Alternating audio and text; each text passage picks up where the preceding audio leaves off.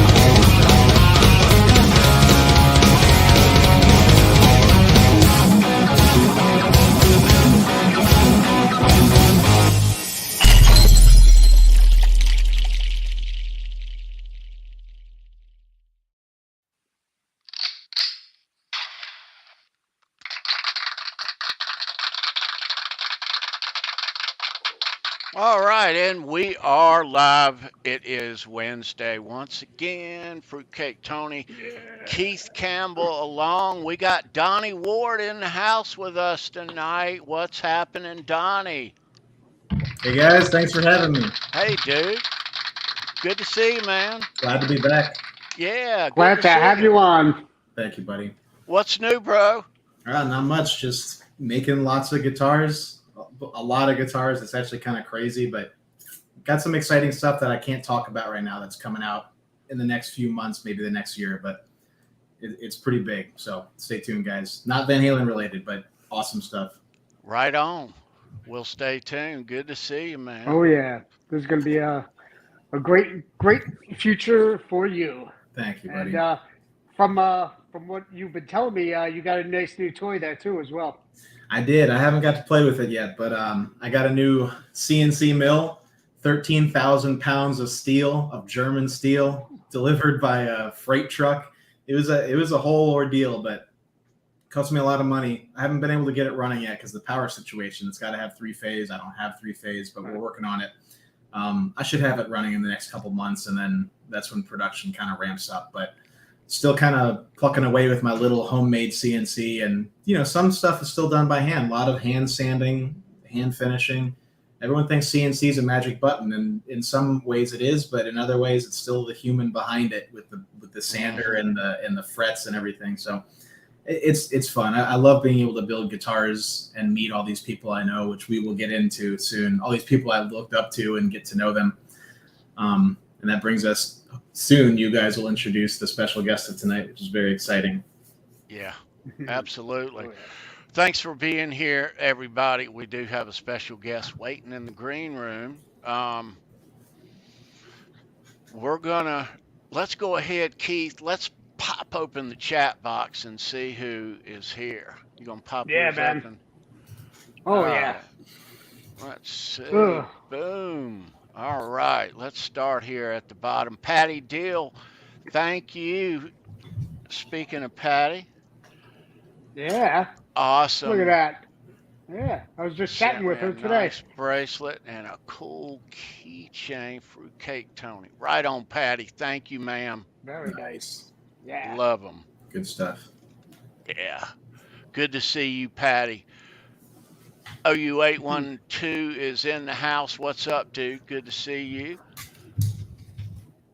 Going on, brother? Historical Archives. What's up, bro? Good to see Darren. you, man. Right on. Going on, man?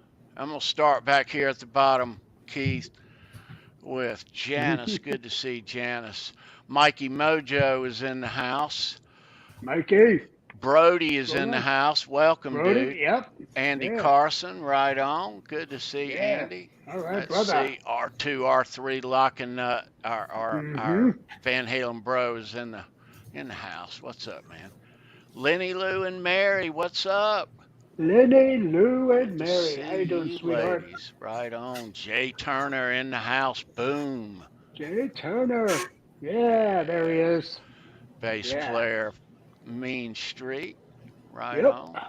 All right, let me scroll up. All right, here. Cheers to you, brother. A-Bomb 1210, good to see you.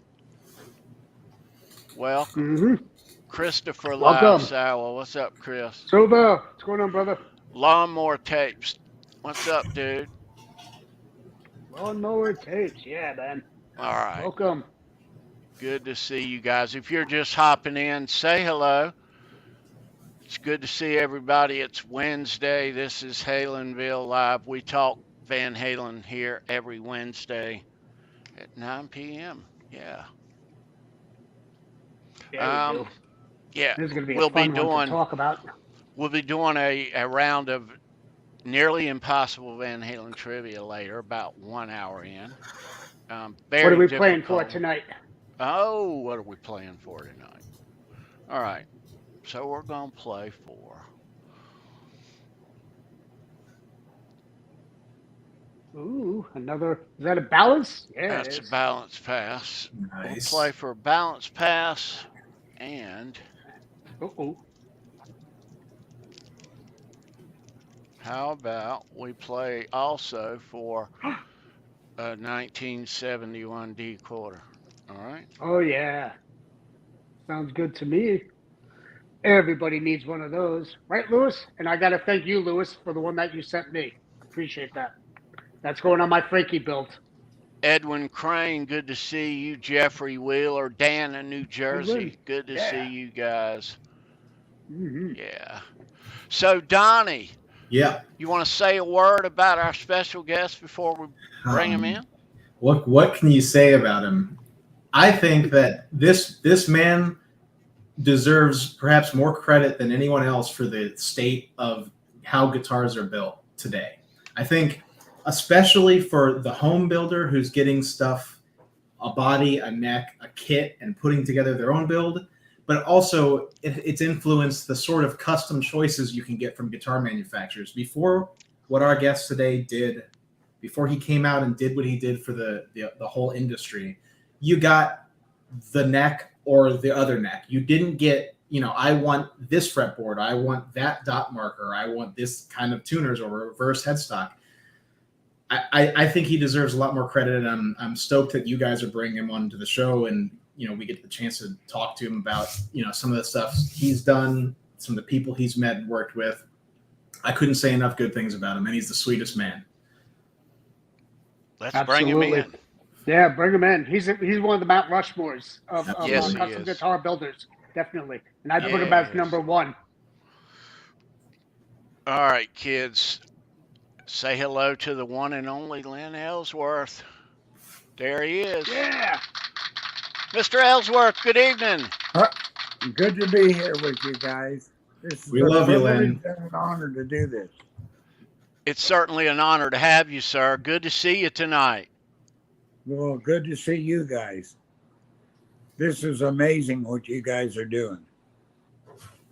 Well, thank you, Donny, sir. I Thanks love for you being dearly. here. You too, Yes, man. yes. Donny We bow dearly. on to thee. Yes, definitely. We do all this because of you and what you started. Well, thank you guys. You're doing a good job. Well, thank you, sir. All right. Now, let's get into it, Lynn. All right. We need to know where you all started this from, though. Okay. Most people don't know you started as a furniture maker. Is that correct? No, I was pre-med. I was going to become a pathologist. Ooh, And then I made music. I made furniture on the side.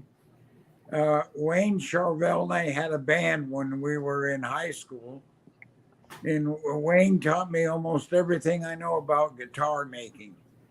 He was my mentor, if you will. And so Wayne and I started Boogie Bodys back in the 70s. And how it started is Wayne knew that I was doing furniture, and he wanted a replica of a Fender Stratocaster body. So I went down to the local lumber yard and bought two beautiful pieces of East Indian rosewood and made a body. Welcome, Ronnie. Sent it down to Wayne, and he just absolutely loved it.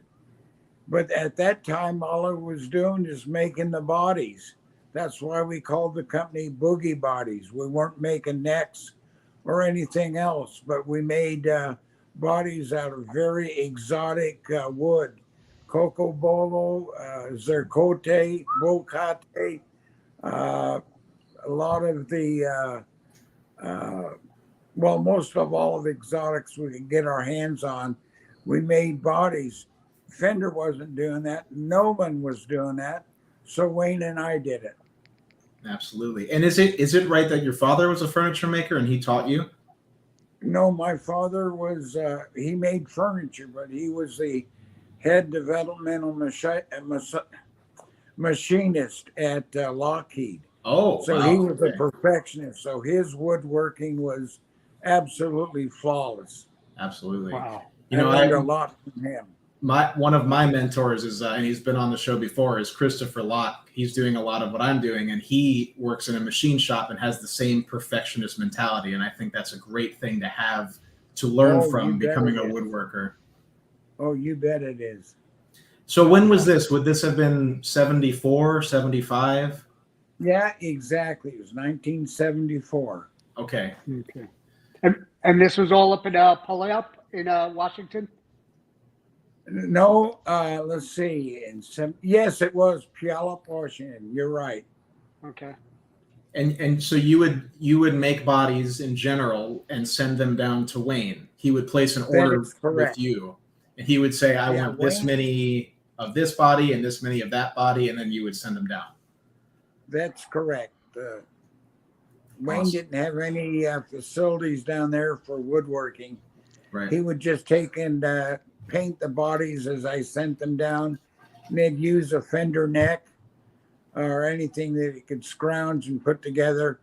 We started doing them for John K. Steppenwolf, did them for Pete Townsend from The Who, Bobby Cochran from Steppenwolf, and then I would start visiting rock stars when they'd come up to the Seattle area, such as Eric Clapton and so forth. And that's how I'd expose Boogie Bodys to the rock stars. Nice. What was your biggest exposure, prior to, Van Halen? What was it? All those guys just, backing you up and just, putting your name out there? Or was it an inside thing where... Well, how I met Van Halen was we had made 12 of the neck through guitars, Strat copies. And so I took one down to Azusa to show Wayne, and I stopped into a music store called Dr. Music on Foothill Boulevard in Pasadena and showed the guy the one piece. And the guy says, "Holy cow," he says, "Van Halen would be interested in this." And I go, "Who's Van Halen?"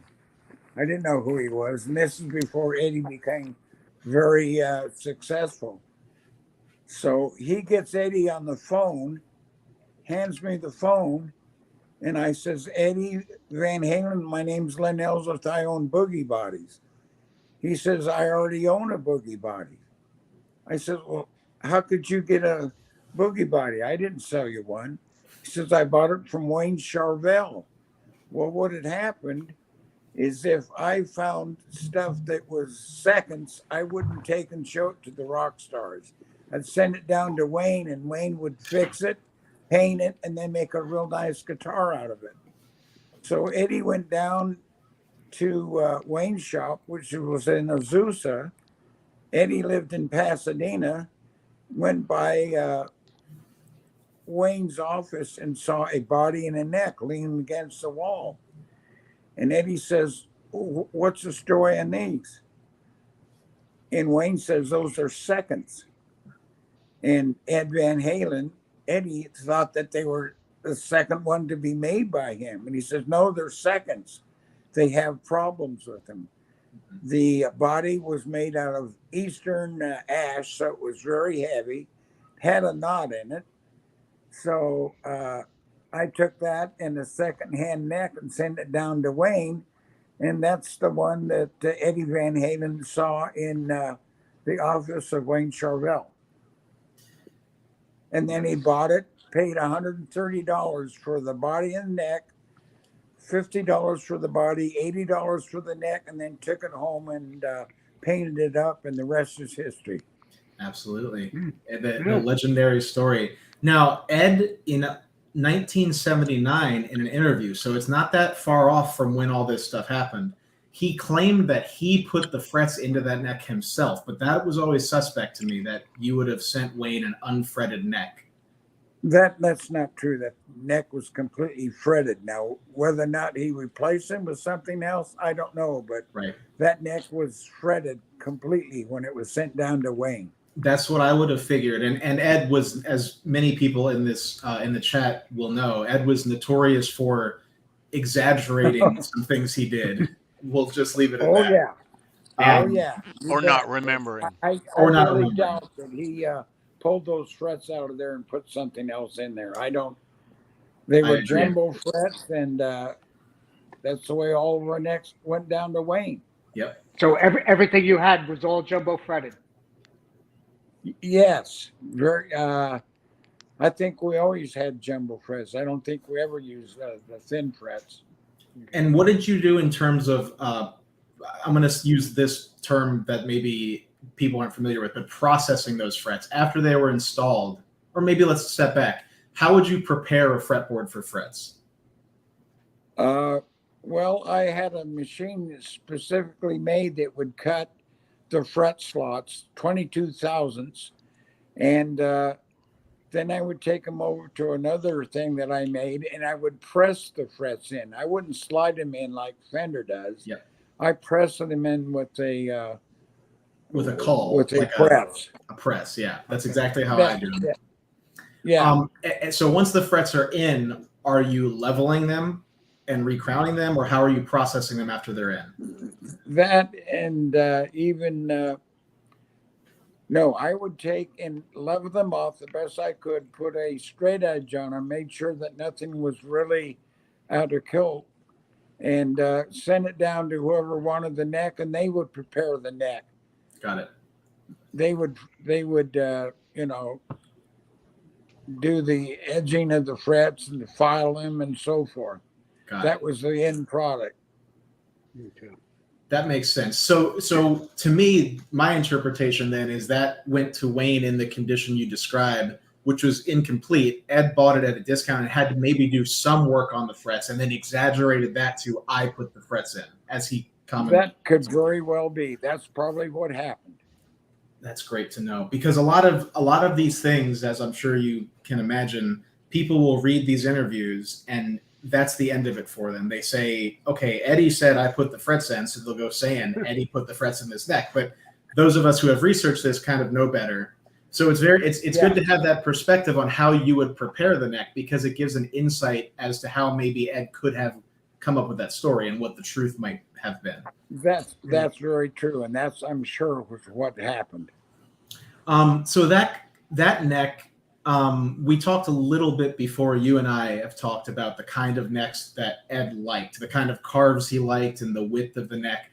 That neck that he got was not intended for him. It was just something you had sent to Wayne. That is correct. Was that a shape you were doing a lot before you met Ed? Is that wide, flat neck, or was that something that was maybe okay? So that was a common shape you were doing. That's the way I made necks back in '76. Okay. It was just a standard C shape? I'm sorry? Was it a standard C shape or was it a contour? When I started making my necks, the contour was 12, a radius of 12. Yeah. 12 inch? So The a 12. fenders were, 9.5. And guys like my necks, because they were flatter and you could bend the note up without the string fretting out on the back side of the neck. Yep. I love, my favorite radius is a straight 12-inch radius as well.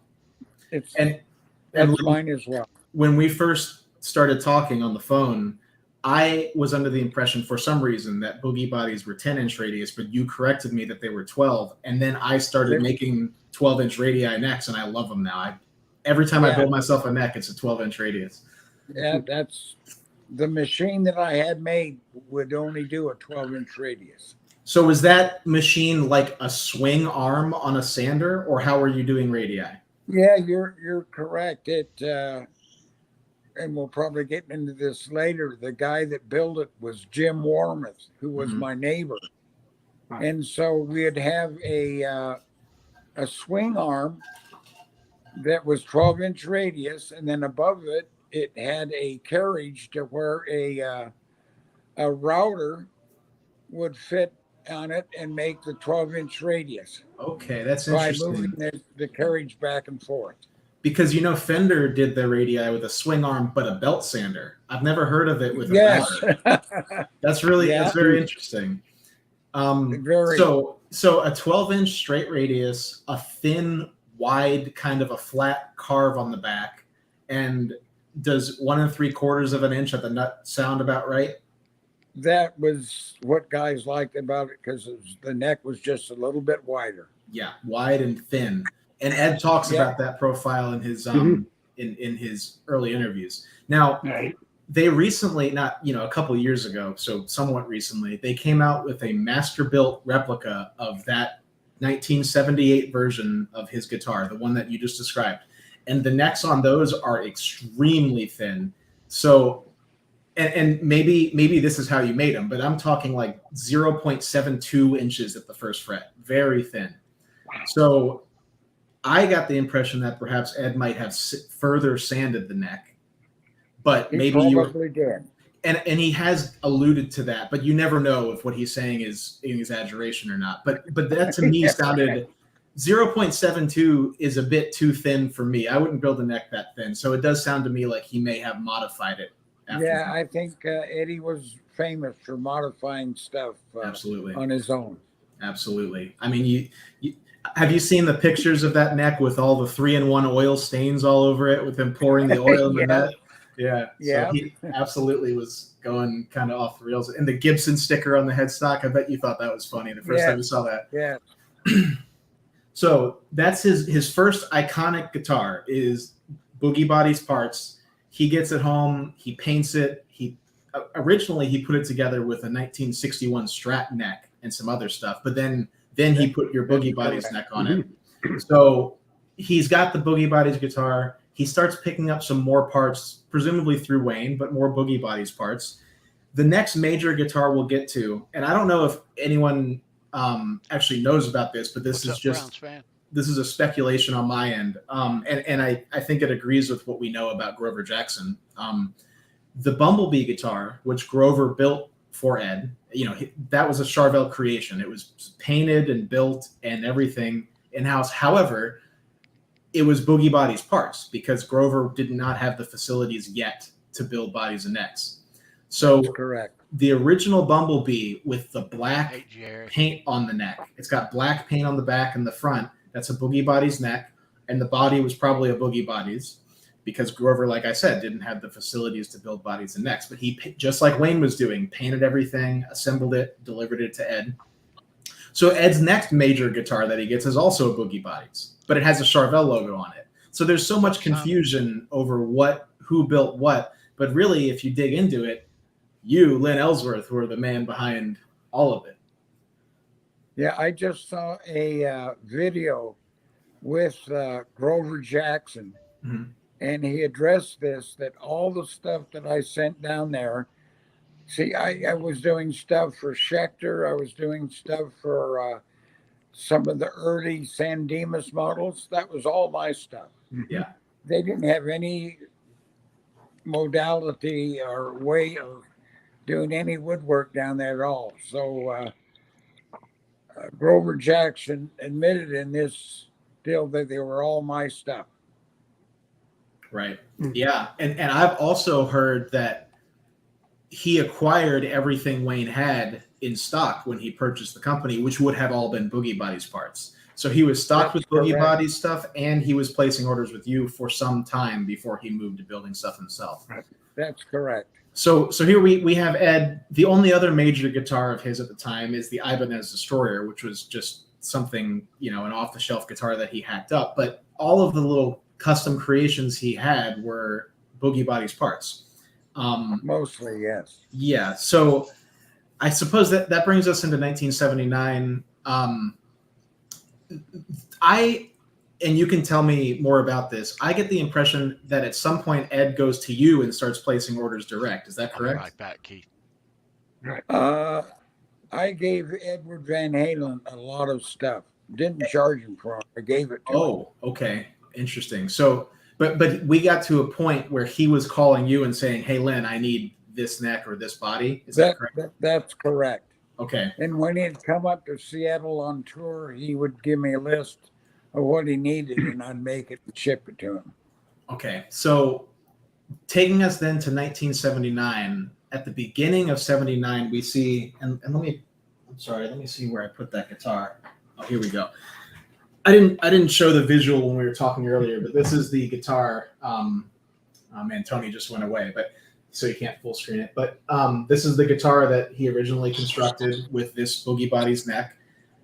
In 1979, we see this same guitar that's now modified, and instead of this original neck, which has moved to a different guitar, he has a neck that looks like this on it, which is another Boogie Bodys, but it has a rosewood fretboard. It has pearl dot markers. Now, did you use pearloid plastic, or were you using mother of pearl, like shell? Used mother of pearl. Okay, great. That's what this is, and it's beautiful. Nothing quite matches mother of pearl, does it? No plastic substitutes quite cut it.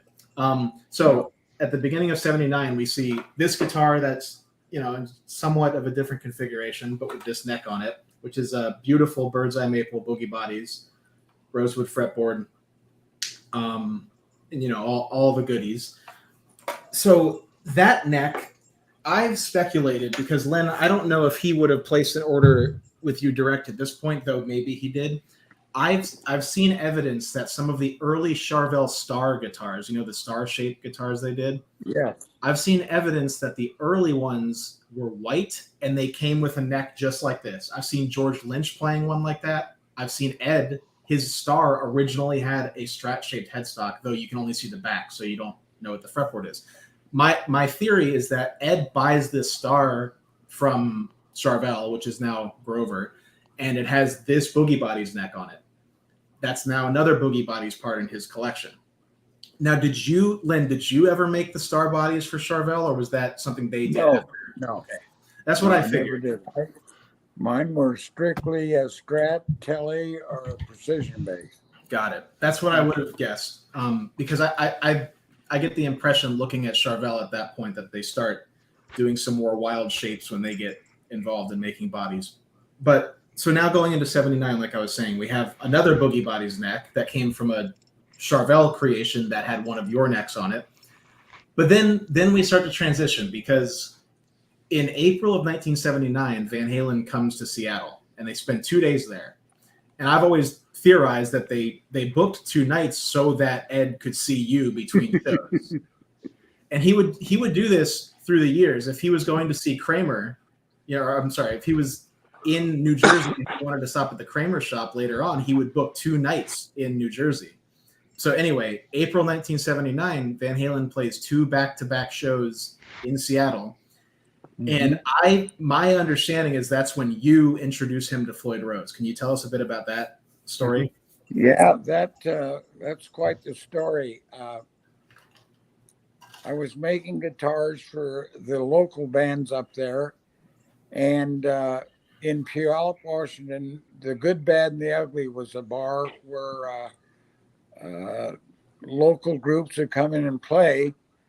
And the guy running the soundboard came up to me after the first set and said, "You're Lynn Ellsworth, aren't you?" And I go, "What do you want to know who I am for? What do you want?" And he said, "What would you say if I came out with a tremolo that wouldn't go out of tune?" I says, buddy, you do that, you'll be a millionaire, because no one's been able to do it. Bixby can't do it. Fender can't do it. Hey, Well, Joe. it was Floyd Rose. Absolutely. So I said, bring it by the shop tomorrow and I'll look at it. So I'll be damned that this guy had a tremolo, wouldn't go out of tune. It wasn't the fine tune model, Right. but you could throw that sucker against the wall and it would stay in perfect pitch. I couldn't believe it. I have one right here, one of the early ones. Yeah, the FRT ones with the locking nut. Yep. Yeah. No fine tuners. No fine tuners. Yep. No fine tuners. And when you set that damn thing up, you had to take and set it up just a little bit flat, because Yep. when you tighten the things down to hold the strings down, it would pull the note sharp. Yep. So it was kind of a guessing game. But once it locked in, it was great. And then I gave Floyd permission to use my booth at the NAMM show, and he would go around and show this to different manufacturers. And when Eddie called me up and said he was going to be in Seattle, I told him I had a surprise for him, that I saw a tremolo that wouldn't go out of tune, and he went nuts. He wanted to know more about it. So I waited. He came up and he called me from the Hilton. And so I called up Floyd Rose and I says, I'll meet you up there and I'll introduce you to Eddie Van Halen. Well, we knocked on the door. Eddie opened the door, immediately grabbed the guitar and wanted to know what it would do, and went absolutely berserk when he saw that that thing would not go out of tune. So that's my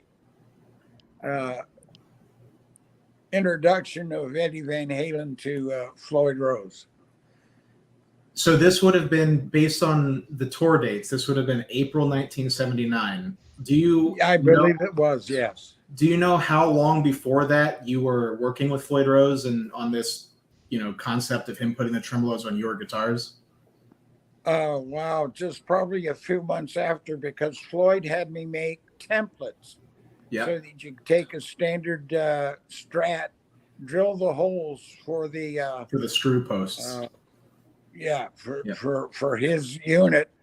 And Floyd was making these down in his basement on a Bridgeport milling machine. Well, after Guitar Player magazine did an article on Edward Van Halen that was using the Floyd Rose, Floyd couldn't keep up with the orders. Right. Overnight, he'd get orders for hundreds of these things. So I knew the guys from Hanson Machine Corporation that made airplane parts. So Floyd went to them and struck up a deal where the first 900 Floyd Roses were made by Hanson Machine Corporation. They weren't made by Schaller like they were later.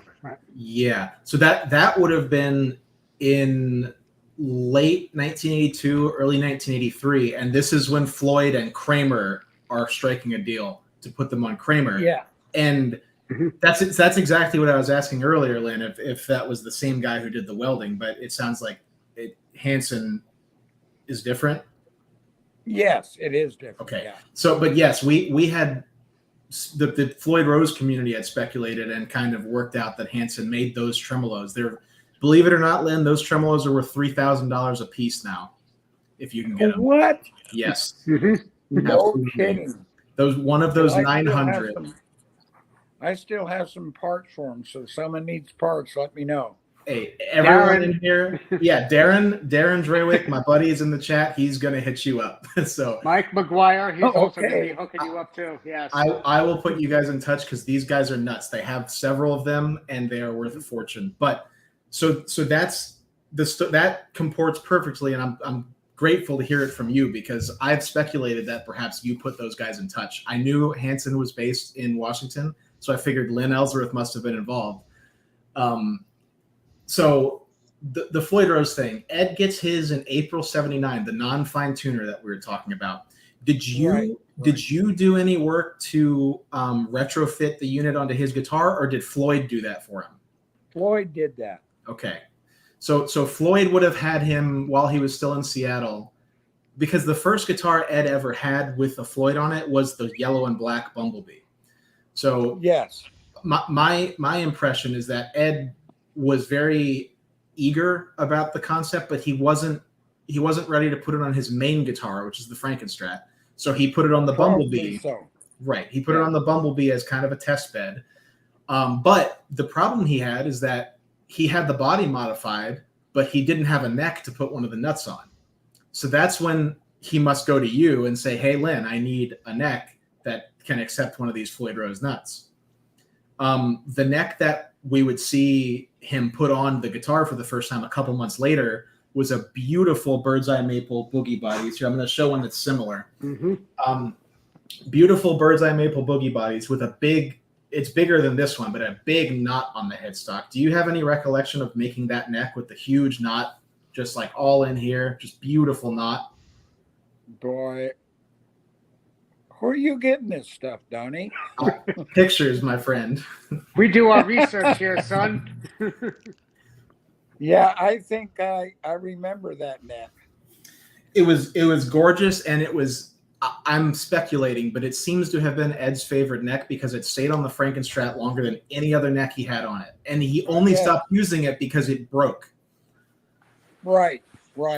So what I did is I make that neck and take it over to Floyd because he milled the area for the nut. Yeah. Because I was afraid to do it with just a router, so Floyd did that. Okay, good to know. But was that using the templates you made, or did he make his own for the nut portion? No, the templates I made were just for the main section that goes to the body. Gotcha. Okay. Because they may not be the same templates, but I have seen aluminum templates that were given out to distributors of Floyd Rose products in the early 80s, late 70s that look like they would have been something someone made to retrofit. Yeah, mine were made out of maple wood, so I didn't make any of the metal ones at all. Gotcha. So that must have been something Floyd did later, or That's correct. Okay. There's that neck I was talking about. If you can see that, Lynn, there's the big knot on the headstock. Wow. Yep. And I That's it. Nowadays, if someone had a piece of wood with that knot on it, they'd throw it out. But you knew how to showcase stuff like that and make it beautiful. Well, when I and Wayne when I made the bodies and shipped them down to Wayne, I was in cancer research and had 7 states that I would visit.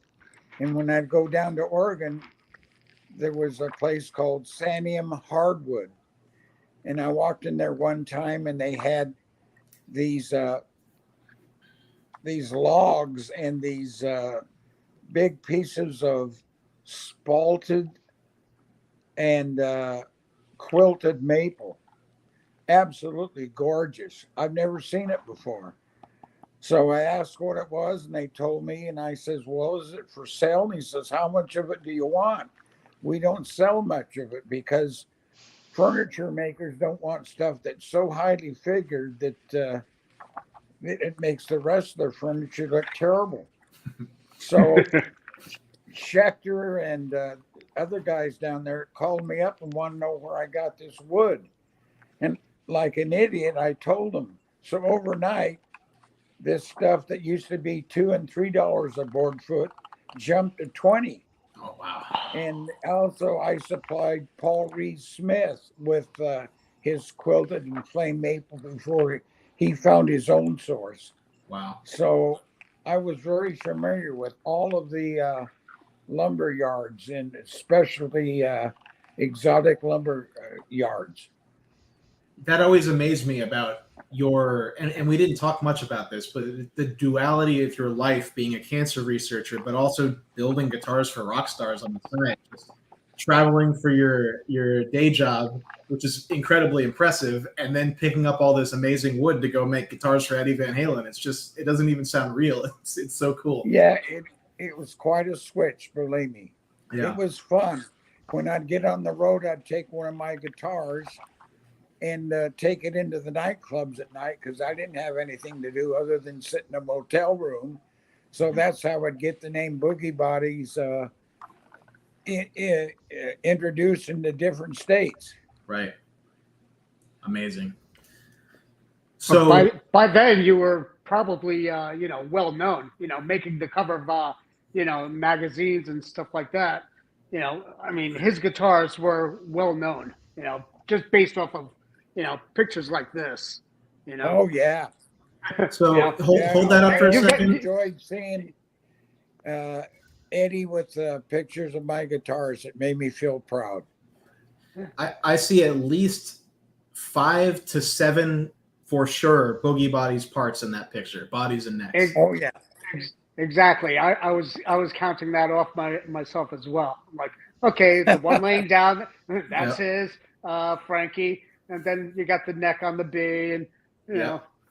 So this is a good picture, I think, because going through it's a great picture. Going through the timeline to transition here, we're in mid to late 1979. He gets that naughty headstock we talked about, and Floyd helped him retrofit the parts. And it looks to me, let's touch briefly on this because this is a speculation I had, and if you don't remember, I don't blame you. But Ed meets you guys in April of '79 because that's when he goes to Seattle, but he isn't seen with that Floyd installed until he gets to Europe in June of '79. So my interpretation is that Ed must have said when he was there, "Hey Lynn, I need a neck," but then he goes off on the road. So you have no way to get the neck to him. Did you ship it to his house, and when he got home he got it, or how would he have picked it up? No, I then took the neck to Floyd, who milled it for the nut. Okay. And I think that transition happened between Floyd and Eddie Van Halen. Got it. So Floyd would have probably, because I don't see Ed going back to Seattle. I see him going home and maybe picking the neck up. So perhaps Floyd shipped it to him and it was waiting at home because it's in between the US leg and the UK leg that he gets that guitar built. And as soon as he gets to England, you see him, or I think it might be Amsterdam, that he has the guitar with the Floyd on it for the first time. Right. So then he continues to use the B as pretty much his primary guitar for the rest of the 1979 tour because he just loves the tremolo so much. He loves the neck.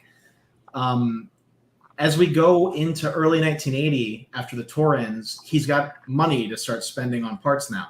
So he goes to you and has a couple of thoughts on the tremolo. He wants to try a mahogany body that's 2 inches thick because he wants to increase the sustain because of what he felt was inferior metals in the tremolo. So he orders a body that's very similar to this one from you.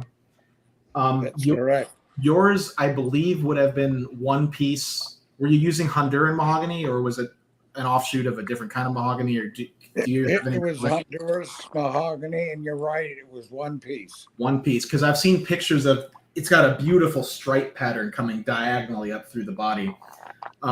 So he orders a body like this from you, and he also orders a neck. I don't know if I have one to grab off the wall, but he orders a neck that would go on the Frankenstrat and still be installed to this day, which was a Boogie Bodys Strat neck, just like this one, but it had a Telecaster heel.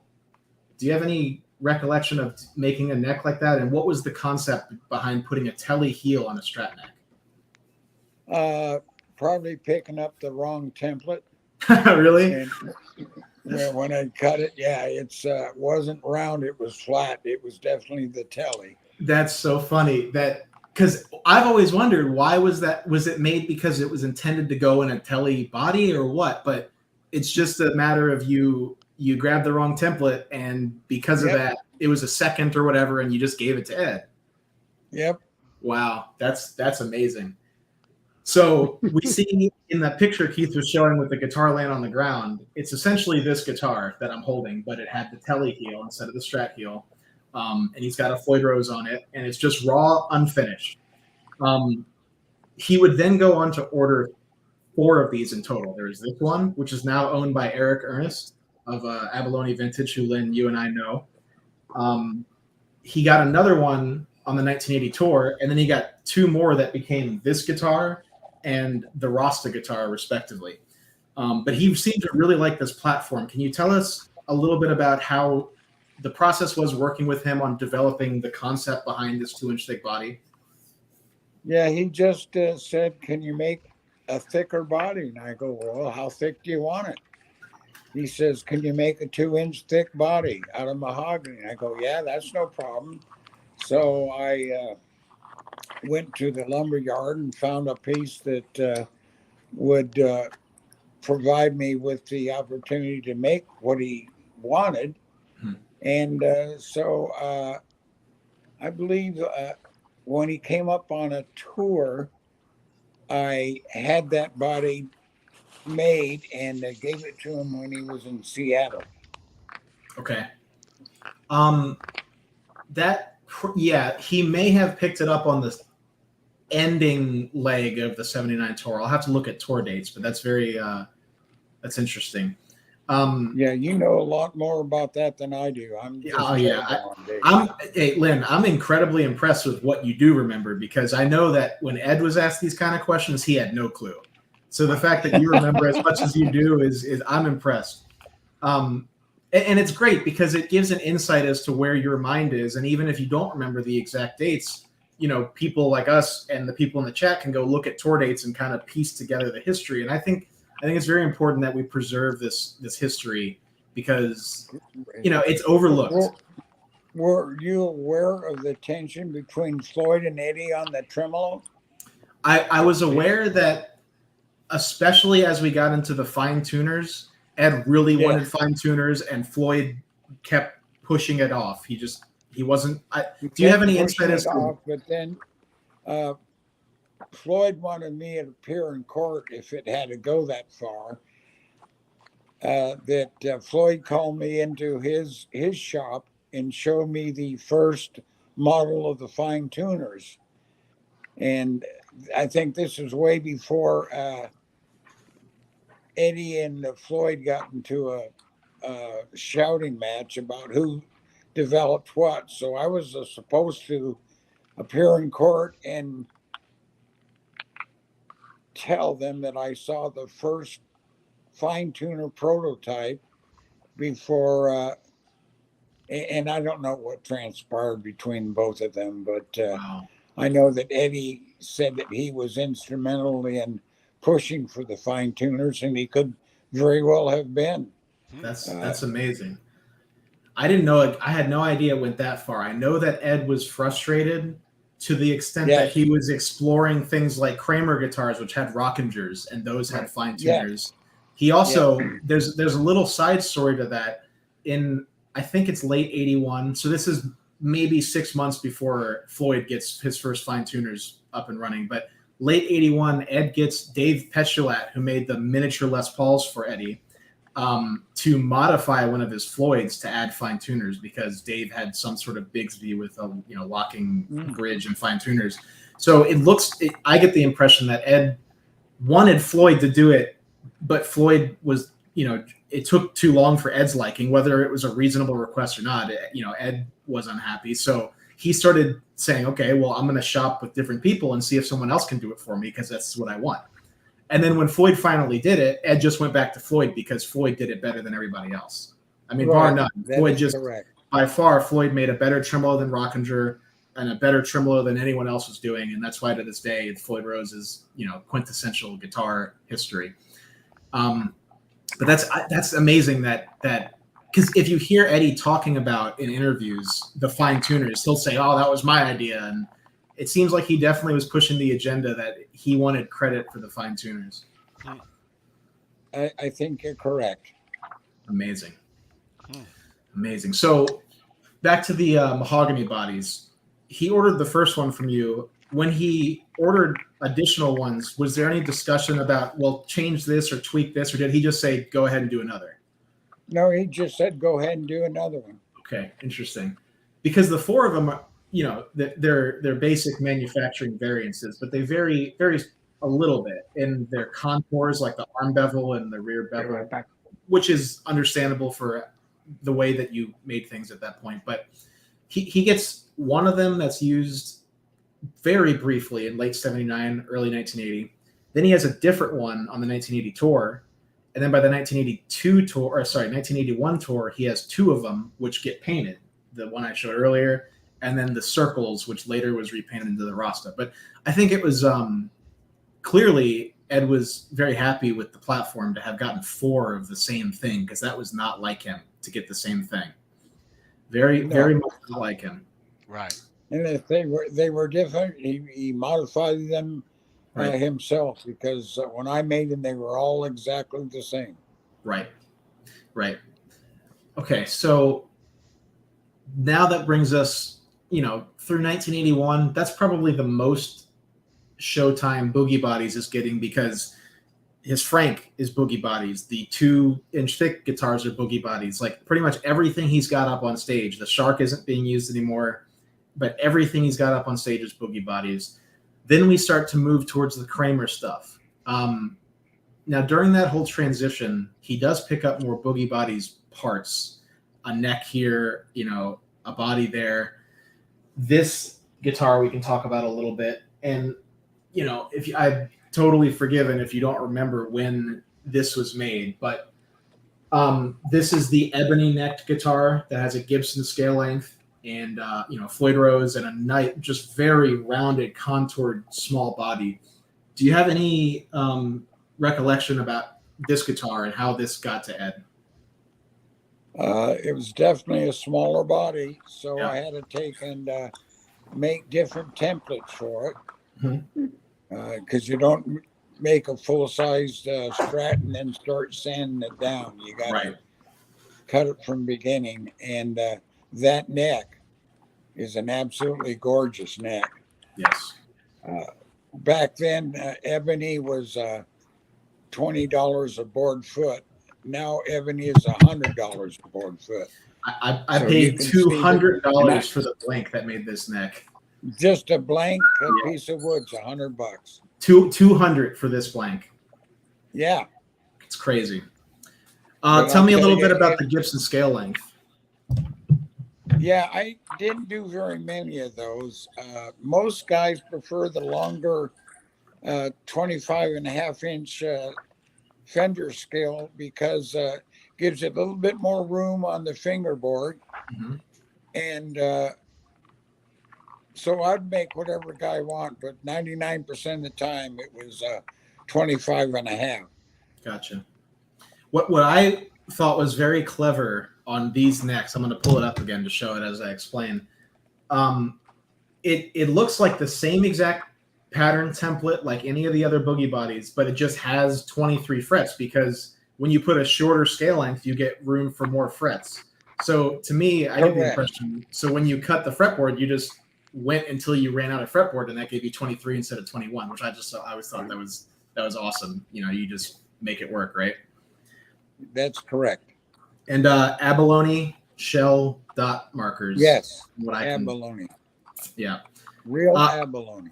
And these side dot markers, at least though, I don't know if you can see, it's very difficult to, but on the original Van Halen Boogie Telly neck that Darren Drewick had and sent to me, these side dot markers were like it was like a concentric circle. There's a white dot, and in that white dot is a black dot. Is there any recollection of doing side dots that way? Yeah, guys wanted to see the side position markers better than just putting a small piece of metal in there. Right. So I went to the hobby shop and got some tubing that's the size that you see in that neck, and drilled the holes, put the tubing in there, and then drilled out the center of the tubing, and then put black epoxy on it, so it finished it off.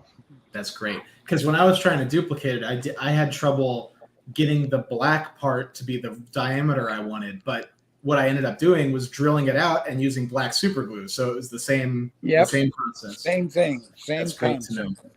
That's great to know. You did it right. yeah, I guess, but I got it right. But so the shorter scale length guitars, do you know around what time these would have been, these Gibson scale guitars? Wow. I really don't. It was so unusual to have someone order a neck that was 24 3/4. Right. That's a rare guitar. Yeah. Well, so this is my Very replica rare. of it, but Ed's estate has the original, and this is made to exact spec as far as I can tell. But Perfect. oh, thank you. I everyone in the chat who knows me knows I go all out. So this is a vintage Floyd Rose, a vintage Schaller pickup, vintage Schaller tuners, everything that can be vintage is. But do you have any recollection of more than one ebony neck going to Ed? I know you said you didn't do that many, but do you know of more than? Well, I know that there were 2 that had his name on it, but I think I made him 2. okay. But I know I didn't make more than 4 solid ebony necks. I think it was 3 was the most I ever did. So we know of 3 total. We have the one that Ed owns that says Van Halen on it. We have a Telly ebony neck that says Van Halen Boogie on it. And then there's another solid ebony neck that has a scallop in the fretboard, but we think that was done later on. So those are ones that was done later on. I never Right. scalloped everything. I wouldn't have thought so. So that makes sense to me. But so those are the 3 ebony necks that I know of. And if you only have any memory of 3, that's actually very interesting. You've got them all. Wow. Donny. I don't have them anymore, but they were sent to me to work on, and I bet the guy who owns them is very happy to hear what you just said, that he has 2 of the I 3. bet he is too. 2 of the 3 known to exist. So yeah, I suppose that takes us up to the Kramer years, and at that point, Ed probably stopped ordering because he had an endorsement deal, and he couldn't really be pictured with stuff other than Kramer guitars. Did you have any sort of relationship with him beyond that? Did you ever talk to him? Anything like that? Well, I'll tell you a little story here. Floyd went out and bought a Corvette. So then I went out and bought a Corvette. Then he went out and bought a Porsche. So I went out and I bought a Porsche. The thing is, I'm buying used ones. He's buying new ones. Uh-huh. So he goes to the Ferrari dealership in Seattle, and he's got holes in his jeans. He's got long hair, and he goes into this Ferrari shop, and he looks at this red Ferrari sitting in the showroom. Well, no one will wait on him because the way he looks. Mm-hmm. So finally, a guy comes up from behind and says, "Can I help you?" He says, "How much is this car?" The guy says, "Oh, that's a lot of money. That's a lot of money." And Floyd says, "I didn't ask you that. I asked you how much the car is." And he says, "Well, that's a Ferrari Testarossa. That's $250,000. And Floyd says, "Is that the only color it comes in is red?" And he says, "Well, no, but you'd have to wait 1.5 years, 2 years to get one." And then Floyd says, "Well, I'll take this one." The guy goes, "Yeah, right." He says, "How are you going to pay for it?" And Floyd hands him his card. He says, "Call my bank."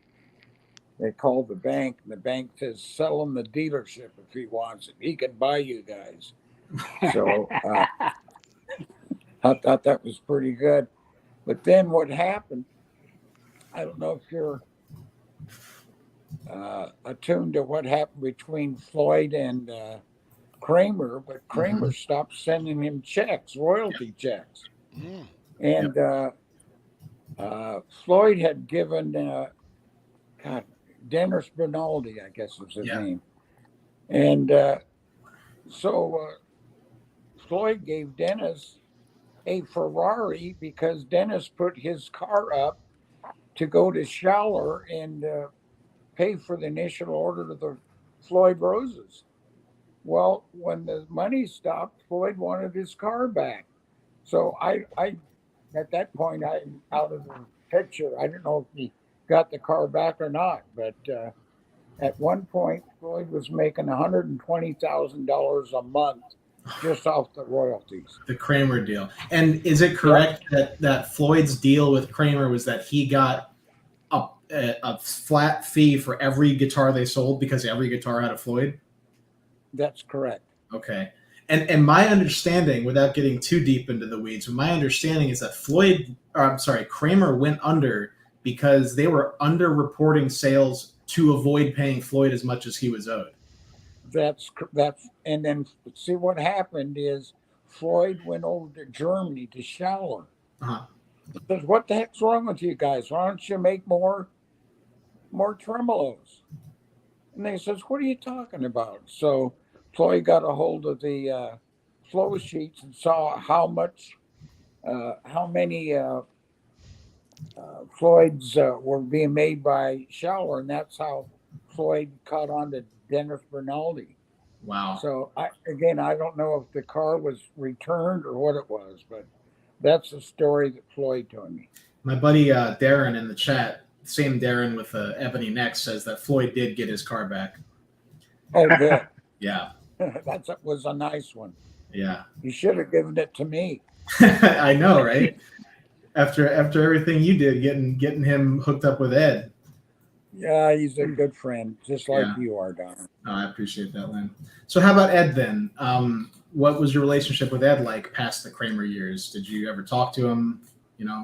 Not really. No, since I wasn't making his stuff, we didn't have much contact. I always got the impression he was that way. Not to put it in a negative connotation, but he was a great guy. From my interaction with him, he was very kind and caring, but he was also being pulled in a million different directions. So if he's busy with something else in his life, then you took the back seat and you may never talk to him again. So that's the impression I got. True. That's true. I loved him dearly, and whenever I'd go to the concerts, I'd take my kids with me, and he'd allow them in the back and give them soda pop and sandwiches, picks, and so forth. So he was very good to my family. That's excellent to hear. Right. Yeah. With rock stars, sometimes you hear about the good, the bad, the ugly, but I think Ed definitely had a pure, almost childlike charm to him, and he was always Ed was always Edward Van Halen to me. It was never a bad word, or he was just super nice. Yeah. Never had the rock star attitude. Yeah. No, it's like when I started putting humbuckers on straps, Wayne and I were the first guys to do that. Yep. And if my memory serves me well, I think it was before Eddie. I think it was before Eddie put the single coil in his Frankenstein. But I would take these things to concerts, and I found out very early, like with Eric Clapton, if it doesn't look like a Strat and play like a Strat and have the buttons and knobs exactly for a Strat, he won't play it. Yeah. So I learned out very early to find out what kind of a guitar a guy is playing before I barge in there and say, "Hey, look at this and try this." So I made one, a Strat with two humbuckers. I won't tell you the guy's name because he's very famous. Told me, "Man, you ruined this Strat by putting two humbuckers on it. You just ruined it." Well, I said, "Well, I'm sorry. I like trying new stuff and showing new stuff and providing the guitar players with what he wants." And so the next time I saw this guy on stage, he had a Strat with two humbuckers in it. So how do you figure these guys, man? Yeah. Yeah, and some of them are the biggest yo-yos in the world, and other guys. The nicest guy I ever met was so polite to me and my wife, and I did a lot of stuff for him, was Vince Gill. Oh, yeah? Vince Gill, and boy, can he play the guitar. Wow, okay. Completely different than what Van Halen type was, but boy, that guy could play country licks like you wouldn't believe. There's not a guitarist in this world who doesn't have respect for that man either. Yeah. Exactly. He's got everybody's respect. Yes. Yep. Wow. Tony, is it time? Oh, it's time. Is it? Oh, yeah, it is. Yes, it's time. Oh. Yeah, let's take a break here for a second, okay? Let's we'll take get back a into breather. it in a minute. Yeah, let's take a breather here. So it's time for Nearly Impossible Van Halen trivia. Is that what you're talking about, Keith? that's absolutely right. Right Yeah. on. All right, let's go back to here. How about that? We'll go to there. And so, yeah, thanks for being here. If you're just joining, this is HALENVILLE Live. Our special guests, Lynn Ellsworth and Donny Ward, here tonight. We talk Van Halen here every Wednesday night, so thanks for being here. Join us again if you're just new here. We're going to do some Van Halen Nearly Impossible trivia, and what we're going to play for is a 95 balance pass, and we're going to give you a 1971 D quarter. Along with all the other bells and whistles. Yeah, you'll get our custom guitar picks like that, and yeah. There are two secret ingredients to your Frankenstrat, and that's a Lynn Ellsworth neck and a 1971 quarter. That's right. That's right. All right, so kids, if you are the winner, there's an email address down below in the description. Trivia winners email me your name and address. I'll mail you out this prize pack in the morning. Thanks for being here.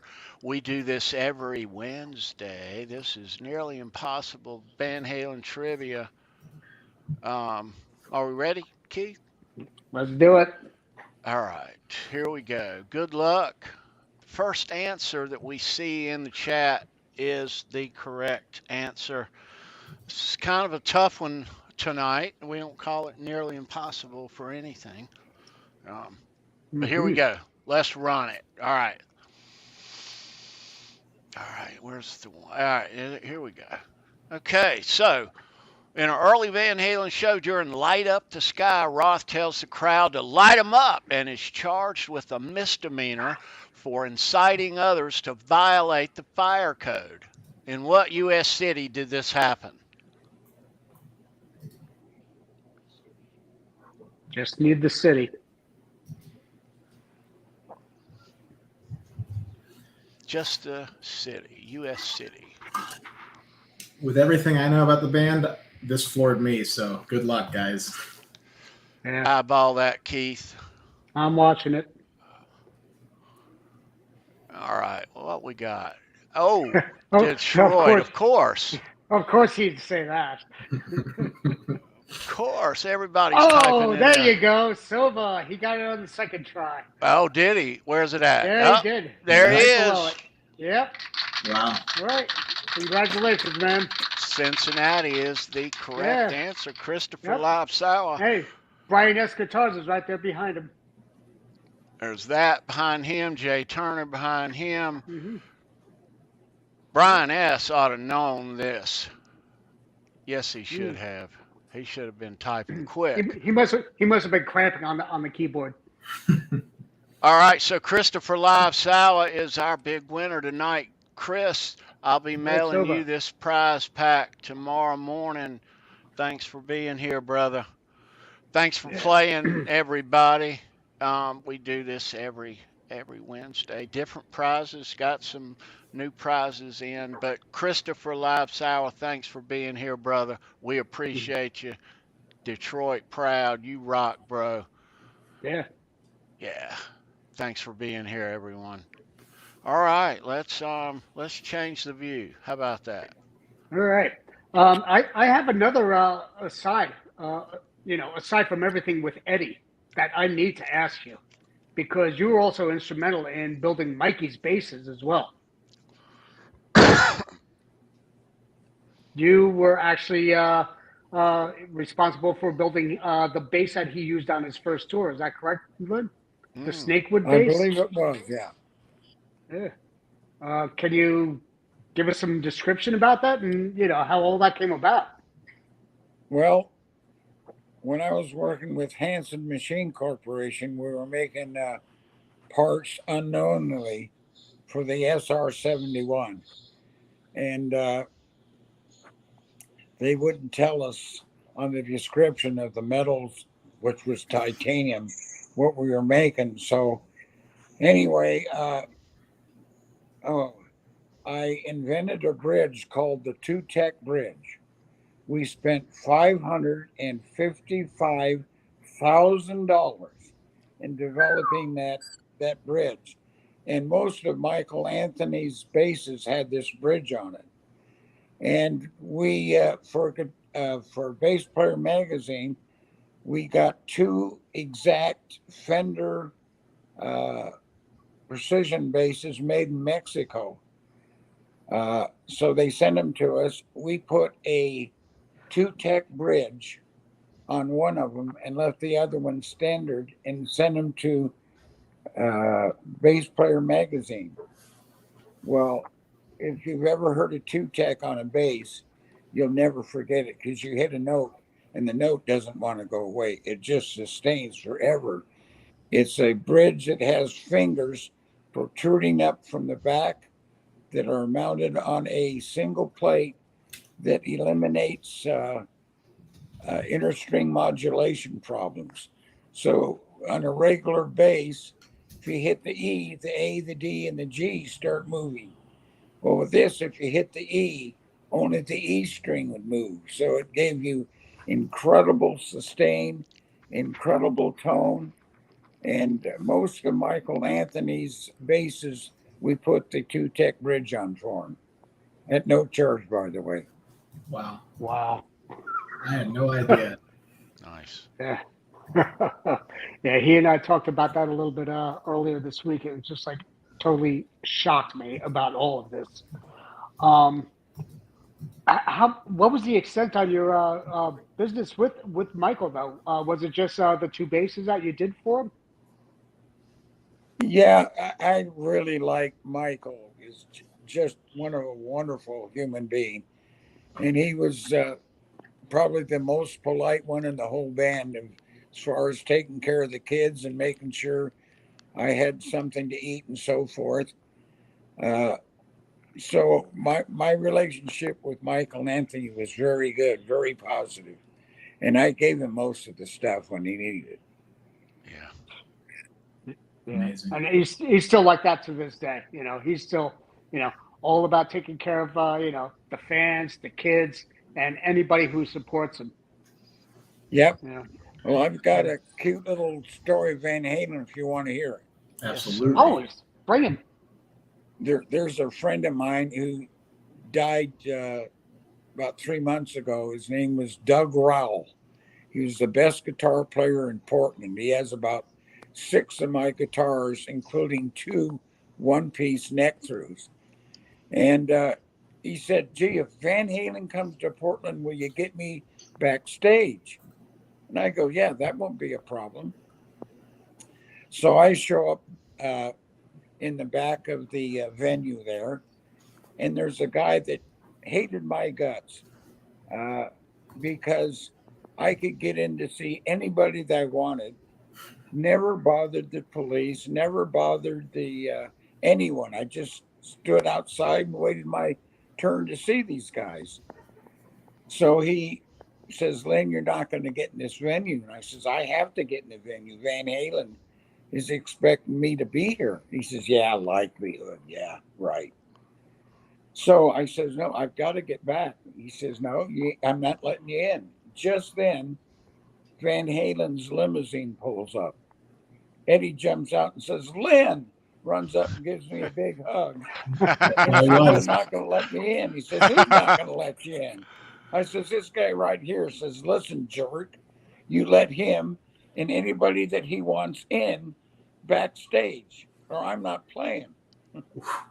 So we're backstage, and I'm introducing Doug Rowell to Eddie.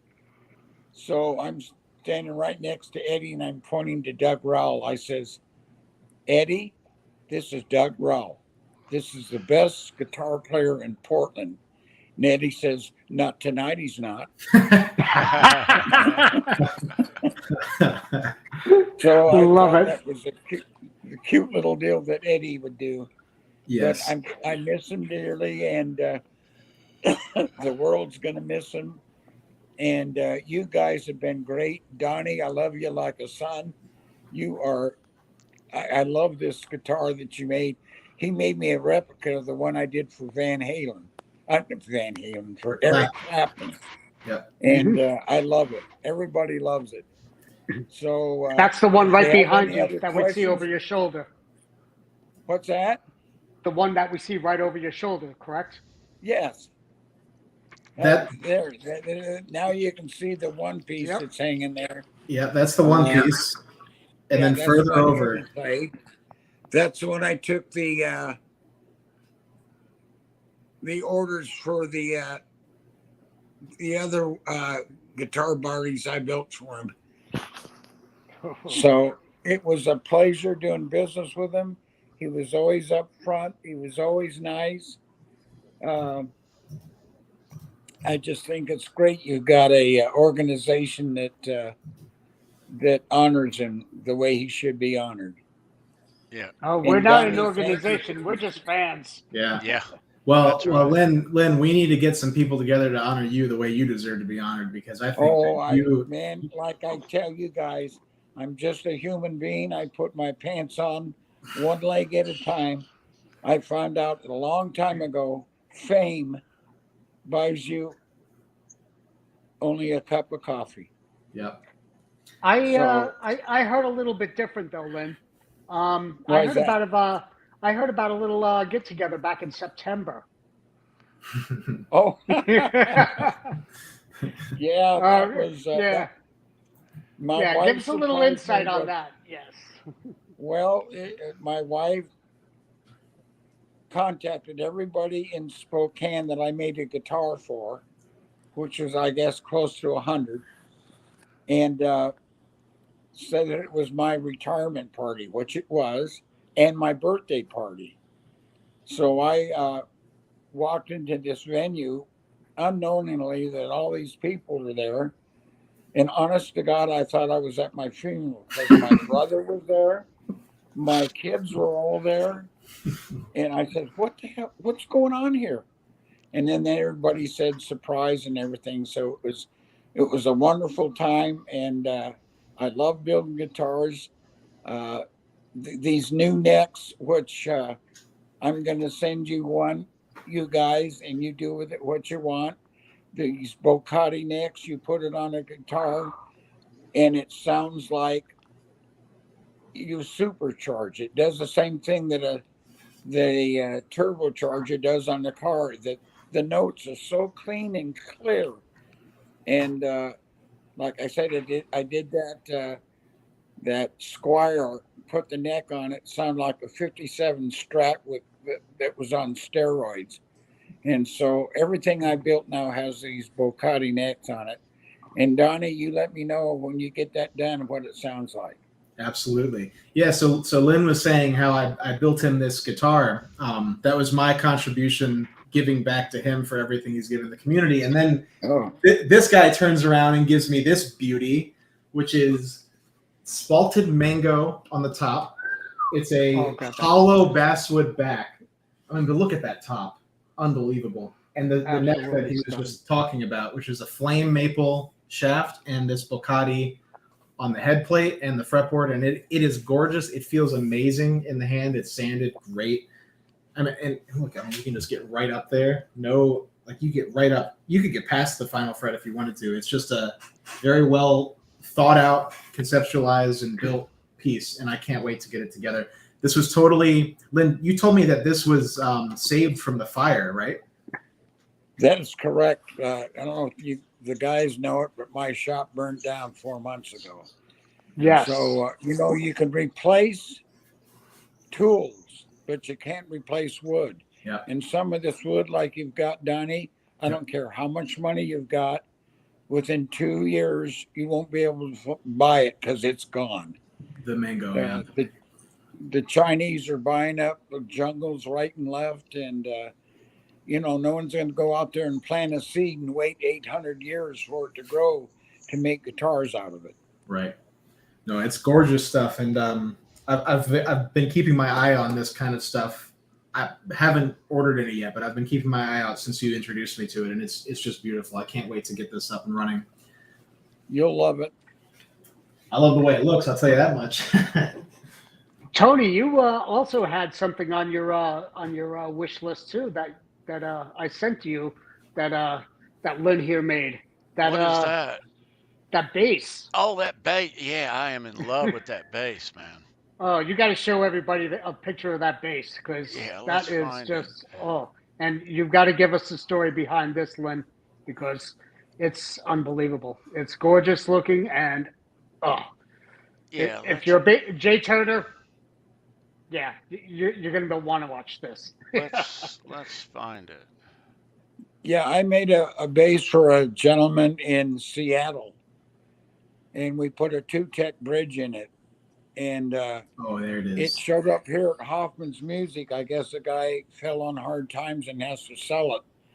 But the paint job on it is absolutely flawless. back. The guy by the name of Ray Kirchhoff that does all the painting for Miss Budweiser hydroplanes, he painted it. The paint job alone is $2,000. Wow. But you got to see it. I'll send you a picture of it, Donnie. Yeah, I can't wait to see that. Yeah, so Tony's showing one of the like the barnwood kind of deck style bases. Oh yes. Those are That's awesome. 2,000-year-old redwood. It was Amazing. made from a boat dock from Lake Pend Oreille in Idaho. That's amazing. That's gorgeous. Lynn always had a knack for making using interesting woods, interesting exotic, but not just exotic woods, also like you see here, something that's repurposed. And I think it gives the guitars a personality that no off-the-shelf guitar could do then and no off-the-shelf guitar can do now. Yeah, you don't see them hanging on the wall in guitar shops. Right. And when I see wood like that, being the pocketbook's thin, you buy it because every time I've seen wood and I say, well, I'll come back tomorrow and buy it. It's gone. I go back and someone else bought it. Yeah. Yeah. No, I got a whole stack of wood. Have you ever used roasted maple, Lynn?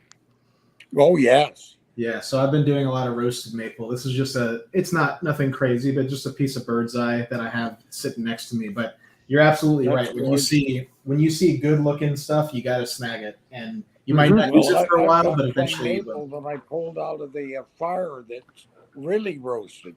Oh, yeah. Home roasted. Roasted. Yeah. Home roasted. It's funny. My buddy Darren, he's in the chat. We keep talking about. He was trying to roast some wood himself, and he sent it to me. And I'm sorry if I'm ratting you out, Darren, but I think it's so funny. He took a big slab of ash and he's like, I want you to build a body out of this. And he tried to roast it himself in his oven. And when it got to me, it was cupped like a bridge and it had a big crack in it. Yeah. And I was like, hey, Darren, I'm sorry. I'll provide the wood, but I can't make anything out of this. And we made a body and it was fine. I still have the piece of wood he sent me in the shop. Oh, wow. Well, believe it or not, guys will call here and want guitars made out of the wood that burned. And some of the stuff I was able to save. Bocate, for example, I had quite a bit of it in the corner of the shop. And so after the firemen put water on it and everything, I went in and started pulling the burnt wood out. And I lifted a piece of bocate and it was heavier than hell. And I go, what the heck's going on here? So I took a sander and sanded it. Not one piece of bocate burned. That stuff will not burn. Wow. It's so heavy and so dense that so I saved every piece, and that's what amazing. I'm making having the necks made out of now. That's a massive save for you. Massive. Because the bocate is not cheap by any means. Oh no, it's expensive. It's hard to find. Yeah. Again, that's a wood within probably 2 years you won't be able to find anymore. Comes out of southern Mexico jungles. It's getting hard to find bird's eye maple these days. It's a bird's eye is really hard. It's really expensive too. Yeah. That's why I'm really happy, even with the little Wolfgang that I have here. It's roasted maple, but it's freaking beautiful, and it just feels like silk, And it's got really nice figuring on it right down the line too. Yeah. Right at the Well, seventh what you- fret. It's insane. Wait till you get that bocate neck. That'll be, I guarantee you, everybody that plays that thing that's got a bocate neck asks, what in the heck is going on with this guitar? What kind of pickups are there? What wood's it made out of?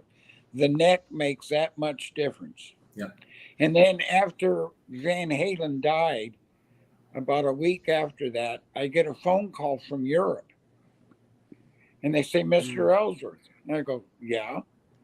They say, we don't care what it costs. We're in Europe. Money is no object. We want you to make 25 to 30 copies of Frankenstein. He says, well, first of all, I don't have that much time. Second of all, I don't want to get into a lawsuit with the Van Halen Corporation. Yeah. They're not going to allow me to do that. I don't want to do that. It's fun watching guys like Donny that are so knowledgeable that can make replicas of this stuff. In fact, my son does that in Idaho Falls. He'll buy Van Halen copies that are made by the manufacturer that have a defect in it, and he'll fix them and then sell them. But he makes better guitars than I do. So Passing the the torch. legacy lives on. Donny. Absolutely. You got to pass the torch, and I'm glad your son is doing it because no one can learn better from you than he can. Yeah. He's not the only one passing the torch. He's passing to his son, though. I mean, what you're doing, Donny, is, the next level of what he started. I mean, he may be in the Mount Rushmore of custom guitar builders, but you're the next level of what's coming up. Well, thank you. Considering everything that you're doing, everything that you, See you, Chris Locke, Janice. Good to see you. everything that Craig is doing with his paintwork. It's just such an honor to have people like you on these shows. It's an honor to get to meet people like my heroes, like Lynn, and I'm starting to form a relationship with Michael Charvel. I'm hoping I can get to Wayne one day because I got a lot of questions for Wayne. But as time goes on and I meet more of these people, it's the greatest. And Lynn has been the sweetest one yet. Well, thank you. And if you want to talk to Wayne, I'll give him a call. That would be amazing. I would appreciate that deeply. Well, guys, this has been a Awesome. pleasure. I mean, Right on. my hat's off to you for doing this. I think you're doing it for the right reason, for the right person. We're going to deeply miss him and all of his innovations. And Donny, I love you like a son. Your work is impeccable. Keep it up, buddy. Someone's got to keep doing it.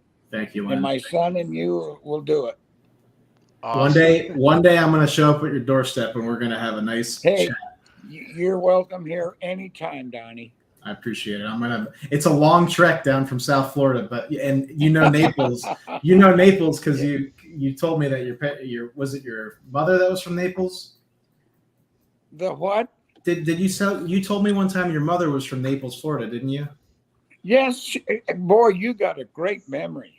That's where I live, and that stuck with me. It's funny that we're total opposite ends of the country, and I just happen to be where your mother's from. That's incredible that you remembered that. No, thank you. So yeah, one day I'll make that 3,000 mile trek. And Do it. You got a place to stay. I appreciate you.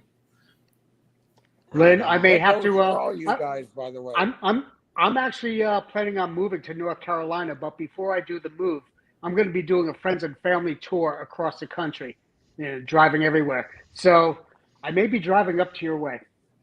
I just may be doing that. Well, my Just son for you. is the head photographer at ESPN. He lives in North Carolina, just outside of Raleigh. Wow. So let me There know. we go. You got some Oh, great yeah. genes, Lynn, between all the stuff that your father did and now your son. That's incredible. And it's obviously what I've you've been done. blessed.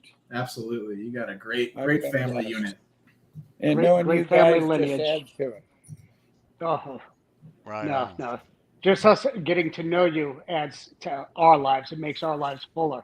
And Absolutely. I'm sure everybody in the chat appreciates everything, for tonight, but even more so for your major contribution to music, not just to rock and roll, to music itself. Yes. Well, You've done you've gone far and beyond what anybody could have imagined, and you just took a little push, from Wayne and said, "Okay, I'll try," Yep. and you did it. You did it, Yep. and I have to bow my head to you. Thank you, thank you, Yeah. thank you for all you have done. You're sure welcome. I mean, I'm going to watch this program now forever. We have plenty of you to watch as well, because there are so many different interviews and guests that we've had here, and it's just been such an honor to have all of them. And Well, thank you. Thank you so this year, much. This year has been phenomenal, and we're not going to stop, because Good. Don't. It's great. it's worthy. It's definitely worthy. Wouldn't you agree, Tony? We need to keep this legacy going with this caliber of guests. Absolutely. I Absolutely. think next on my punch list, I think it's going to be Floyd Rose. That would be a huge one. Yeah. Yeah. What do you think? What do you think, Lynn? Can you give me a phone number? I'll get you one. Ooh. That's amazing. Let's work on that. Yeah, that'd be nice. But in the meantime, let's continue on. What else? What else do you want to ask them? Donnie, I know you got a ton more questions. Well, I think we've probably touched everything in the Van Halen sphere. I'm curious, Lynn, tell me about your philosophy beyond what you've already talked about, building guitars now, what you've done since working for Ed. Are there any highlights since you stopped building stuff for Ed from then till now, building guitars? I'm of the mindset that you have to be nice to everybody, because you never know who it's going to turn into or what they're going to turn into. Just be nice. And we're in deep trouble, buddy. This world is going south, and it's up to us to make it right. And nothing lifts my spirit more than music. Yep. And that's why I'm happy to do what I did. I just turned 80 3 weeks ago, so I don't have much longer. Yes, happy birthday to you. Hey, well, and I hope guys like my son and Donny carry this on, because it's worth carrying on. Absolutely. Yes, absolutely. Right on. You've actually built a career for so many other people, and not just Donny, but I mean, shit, even Eddie. I mean, he built the EVH line because of what you started. Yes. Well, thank you. Just send me royalties, guys. I'll talk to the people I know in the Van Halen camp and see about that.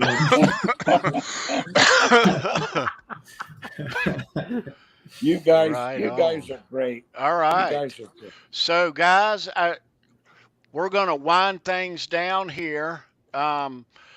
Donnie, thanks for being here tonight. It's always good to see you, bro. You too, guys. Thanks for having me. I appreciate everything. Yeah. Thank you, Donnie. Yeah, Donnie. Always great to see you, bro. Yes, sir. Let's give them a couple of announcements here real quick. Saturday here on the channel, we talk guitar picks and rock memorabilia. Every Saturday, we got a special guest in here. We got Andrew from the 5150 show. Great channel over there. He's going to join us for Fleetwood Mac on Saturday. My brother down under. Yeah. 139. That's Saturday right here. We'll be back here next Wednesday talking all things Van Halen. We will. Leave a thumbs up here on the video. Thank you for that. Subscribe here if you're not subscribed already. Thank you for that. Also, Mr. Ellsworth, it's such a pleasure meeting you, sir, and thank you for being here tonight. Guys. Lynn Ellsworth, everyone. Keep it going. All right. Mr. Ellsworth, Donnie, hang out. We're going to run this outro. Good to see you. Thanks for being here, everyone. We'll see you next Wednesday, right here, 9 o'clock.